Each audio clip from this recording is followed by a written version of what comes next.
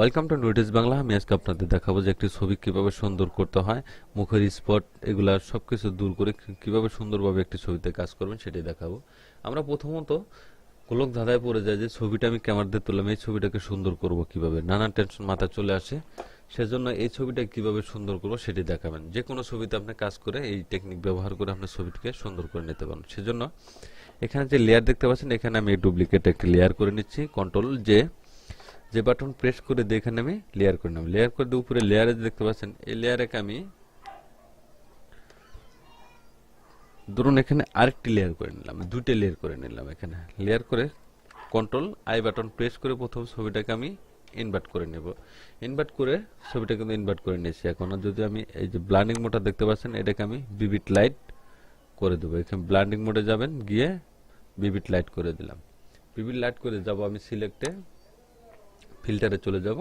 ফিল্টারে গিয়ে যাবো আদার্সে গিয়ে যাবো হলো হাইপাস। হাইপাসে ক্লিক করে ছবিটাকে রেডিয়ান্সটা ছবির রেজুলেশন অনুযায়ী আপনি যতটুকু পরিমাণ করা যায় ততটুকু পরিমাণ আপনি রেডিয়ান্সটা বাড়িয়ে কমিয়ে দেবেন। এখানে আমি এতটুকু পরিমাণ ওকে করে দিলাম। ওকে করে দিয়ে আমি আবার ফিল্টারে চলে যাব। ফিল্টারে যাব ব্লারে গিয়ে গাউসিয়ান ব্লারে গিয়ে এটাকে ছবিটার মান অনুযায়ী যতটুকু করা যায় ততটুকু পরিমাণ রেখে এখন যদি বাড়িয়ে দেন তাহলে ছবিটা কিন্তু চকচকে দেখাচ্ছে। যে তাহলে আমি ছবিটাকে ক্লিন করব, যেহেতু আমি একটু কমিয়ে দিলাম। কমিয়ে দিলে এটাকে ওকে করে দেব। ওকে করে দিয়ে এখানে মার্কসে ক্লিক করে দিলাম। কন্ট্রোল আই বাটন এখন প্রেস করে দেব। প্রেস করে দিয়ে আমি এখন ব্রাশ টুলে চলে যাব। ব্রাশ টুলে গেলে ছবিটাকে আমি এটাকে আমি একটু ঘষবো। ঘষে দেখেন, ঘষলে দেখতে পারবেন যে ছবিটা কিন্তু একটু এই যে স্পটগুলো ছিল ওই স্পটগুলো কিন্তু এখানে কিন্তু চলে যাচ্ছে। দেখেন একটু কিন্তু ক্লিন হচ্ছে। এখানে আমি এভাবে ছবিটাকে ঘষে আগে প্রথমে এটা ক্লিন করে নিব ছবিটাকে, তারপরে ছবিটাকে আমি চকচক করব বা সুন্দর করব। আমি প্রথমে এই কাজটা আগে করে নিচ্ছি। এটাকে ফুল বডিতে আমি যতটুকু ঘষার দরকার ততটুকু বডিতে আপনি এখানে কাজ করে নেবেন। আমি এতটুকু পরিমাণ কাজ করে নিলাম, দেখতে পাচ্ছেন।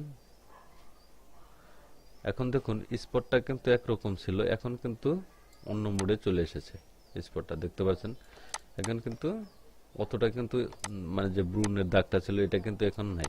সেজন্য আমি এটা এক করে নিচ্ছি। কন্ট্রোল শিফট ই বাটন প্রেস করে নিয়ে এখানে ডুপ্লিকেট আরেকটি লেয়ার করে নেব। কন্ট্রোল জে বাটন প্রেস করে এখন যাব আমি ফিল্টারে গিয়ে যাব ব্লারে যে গাউসিয়ান ব্লার। এটাকে এখন যেহেতু আমি তখন কমিয়েছিলাম ছবিটা একটু ন্যাচারাল রাখার জন্য, আর এখন আমি ছবিটা স্মুথ করার জন্য যেহেতু করবো, সেক্ষেত্রে আমি এটাকে রেডিয়াসটাকে একটু বাড়িয়ে ধরুন আমি এতটুক করে দিই। এত করতে ওকে করে দিলাম। এখন এই যে মার্কস দেখতে পাচ্ছেন, লেয়ার মার্কস, এখানে ক্লিক করে দিয়ে কন্ট্রোল আই বাটন আমি প্রেস করে দিলাম। প্রেস করে দিয়ে অবশ্যই এখানে ব্যাকগ্রাউন্ড ফরগ্রাউন্ড কালার ঠিক রাখবেন। ব্রাশ টুলে যদি কাজটা করেন সেক্ষেত্রে আমাদের ফরগ্রাউন্ড কালারটা থাকবে হোয়াইট আর ব্যাকগ্রাউন্ড কালারটা থাকবে আপনার ব্ল্যাক। আর যদি ইরেজার টুলের মাধ্যমে কাজটা করেন তাহলে থাকবে ফরগ্রাউন্ড ব্যাকগ্রাউন্ড কালারটা মানে চেঞ্জ করে দিতে হবে এরকম করে। এখন যেহেতু আমি ব্রাশ টুলে কাজ করবো সেক্ষেত্রে আমি ফরগ্রাউন্ড কালারটা হোয়াইট রাখবো আর ব্যাকগ্রাউন্ড কালারটা ব্ল্যাক রাখবো। ব্ল্যাক রেখে আমি ছবিকে এখানে ছবি যে মাঝখানটা দেখতে পাচ্ছেন এখানে আমি একটু কমিয়ে দিই। এখানে আমি আস্তে আস্তে ঘষবো, দেখতে পাচ্ছেন ঘষলে কিন্তু ছবিটা কিন্তু একটু স্মুথ হয়ে যাচ্ছে। আমি যদি আরেকটু বাড়িয়ে দিই, দেখুন আরেকটু বাড়িয়ে দিলাম, দেখেন ছবিটা কিন্তু এখন যে আগে যে ক্ষত ক্ষত ভাবটা ছিল সেটা কিন্তু এখন তো এখান থেকে কিন্তু চলে গেছে। দেখুন আমি চোখটা ঠিক রেখেই যতটুকু আপনার দরকার ততটুকু পরিমাণে আপনি কাজটা এখানে ফিল করে দিবেন। আমি করে দিচ্ছি, এভাবে পুরোপুরি ঘষবেন।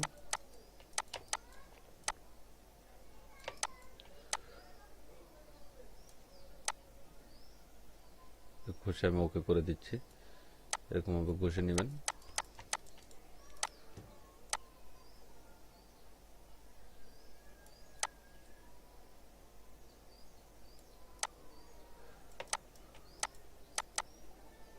ধরুন আমি ঘষে এতটুক ঠিক করে দিয়েছি। এখন যদি আপনি মনে করেন যে ছবিটা একটু বেশি গ্রিন হয়েছে, ঝাপসা হয়েছে, সেক্ষেত্রে আপনি একটু এখানে কমিয়ে দিতে পারেন।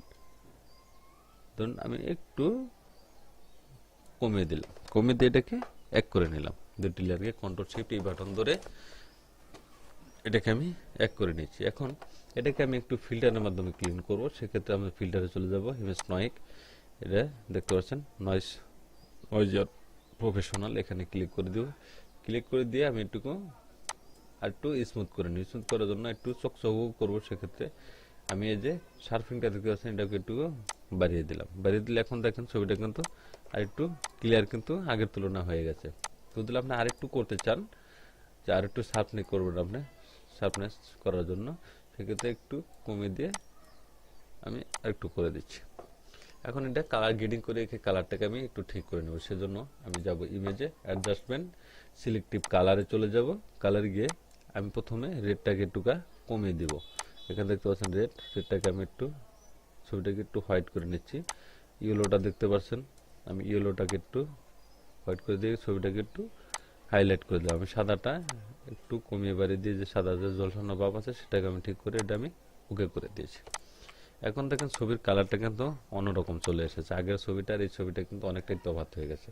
এখন যে সাদা সাদা কালারটা দেখতে পাচ্ছেন বা অন্য কালার, এটাকে যদি আমি একটু ঠিক করে দিই, সেক্ষেত্রে ক্লিয়ার করে নিচ্ছি, কন্ট্রোল যে বাটন প্রেস করে দিয়ে এখানে আমি এই যে ফিল কালারটা দেখতে পাচ্ছেন, যে কালারটা আপনি সঠিক মনে করবেন, এই কালার একটি অল বাটন ধরে একটি সিলেক্ট করে নিলে এখানে দেখুন কালার চলে এসেছে। এখন আপনি এই যে অপাসিটিটা একটু কমিয়ে দেন, কমিয়ে দিয়ে এখানে আপনি আস্তে আস্তে কাজটা করেন।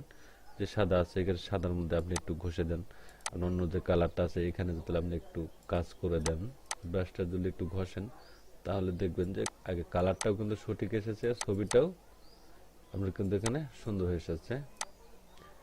দেখতে পাচ্ছেন, এভাবে আস্তে আস্তে কাজটা করবেন সঠিকভাবে। ফুল হয়ে গেছে। সবাইতে রূপান্তরিত করতে হয়, যে কাজটি না করলে নয় সেটি করবেন। দেখুন আগের ছবিটার সাথে এই ছবিটার সাথে অনেকটাই ম্যাচিং হয়ে গেছে। এখন দেখেন এই ছবিটা কত সুন্দর লাগছে, আর আগের ছবিটা যদি আমি প্লে করে দেখাই, তখন দুইটা ছবিটা কিন্তু অনেকটাই ডিফারেন্স হয়ে যাবে এখানে। তাহলে দেখলেন কিভাবে কাজটা করলাম। কন্ট্রোল শিফট ই বাটন ধরে এটাকে গ্রুপ করে দিচ্ছি। তো থ্যাংক ইউ গাইস, ভালো থাকবেন সবাই। ভিডিও যদি ভালো লাগে অবশ্যই লাইক কমেন্ট শেয়ার করবেন, সাবস্ক্রাইব করে বেল আইকনটি চালু রাখবেন। আল্লাহ হাফেজ।